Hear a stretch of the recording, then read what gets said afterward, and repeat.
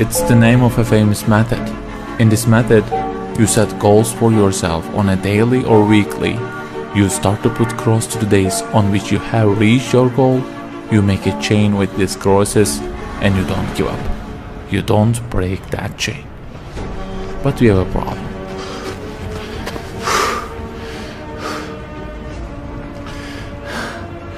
Personal development specialists say that we should have goals.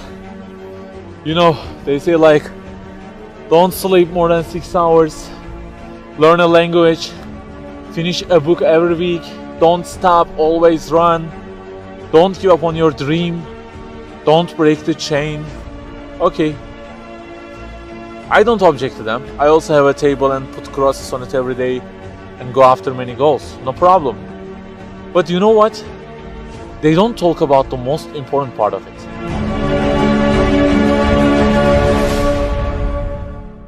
Let me give you a simple mathematical example. Try to imagine that you are adding numbers, and imagine that the numbers you have added up to this year is, for example, 35 in total, and you start from this year. For example, you will add 4 in this year, and then add 8 in next year, and it goes on. And there is an unknown time which counts down, and when it ends, you can't add any other number. Okay, you start the addition. Plus 4, plus 8, plus 7, plus 3. You add ambitiously, you keep adding and adding. Plus 6, plus 5, and okay, they say time is over. Then you realize that you have added the numbers into a giant parenthesis, and there is a zero multiplication at the end of it. It wipes out all the numbers you have added all those years, and the result becomes 0. Of course, you are disappointed. All your efforts have been wiped out by the 0. A regret arises inside of you. You say, I wish I had seen the whole picture at the beginning and realized that 0 and changed it with 1 before I started the addition. I think you got the point. Okay, guys, you may have goals for this year and afterwards. Learning a language, finishing a book every week, increasing your monthly income to $15,000, not sleeping more than 6 hours, etc. But for what? For what do we set goals exactly? Why don't we break the chain?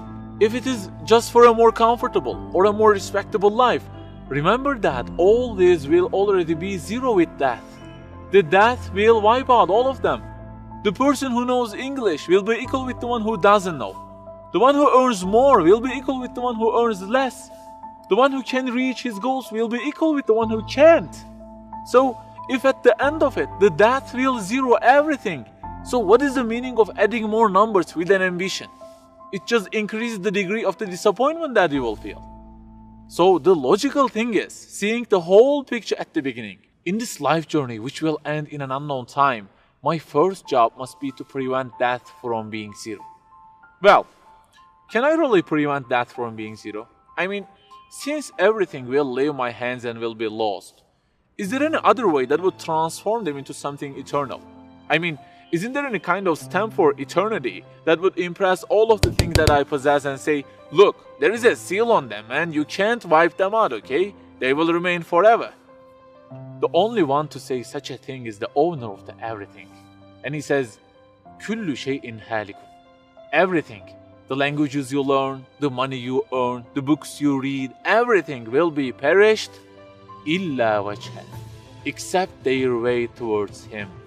So the creator of our life says, if your intention is towards Allah, if the thing you do is for His acceptance, it won't disappear, it will be transformed into eternity in paradise. So learning a language, finishing a book every week, being rich, everything, if they are towards Him and for His sake, eternity stamp being pressed on them.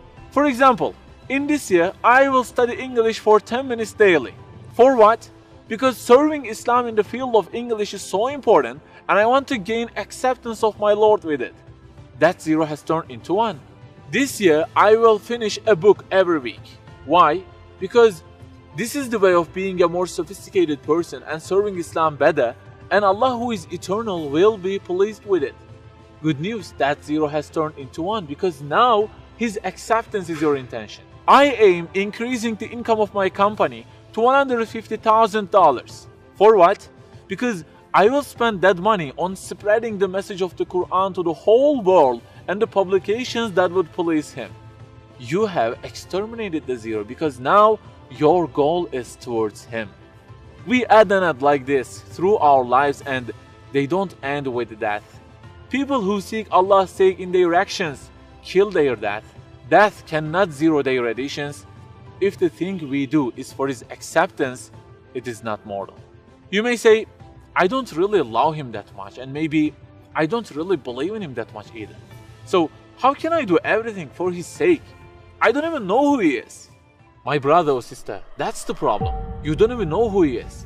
And actually, it is our first job in this life, recognizing him. That's the first step. The more you recognize him, the more you love him. And the more you love him, the more you seek his sake in your actions. So learn about him. Who made you? What does he want? Why does he give you such a billion things in each day? Read, find out. Turning the zero into one is a lifelong process. Start at the point that you are missing and try to fix it. Like the specialists say, don't break the chain, but keep the chain to gain his acceptance. Run, but run to be eternal. An unknown time counts down, and before starting to add the numbers, the first thing you have to do is to remove that zero. Otherwise, everything you added will be wiped out.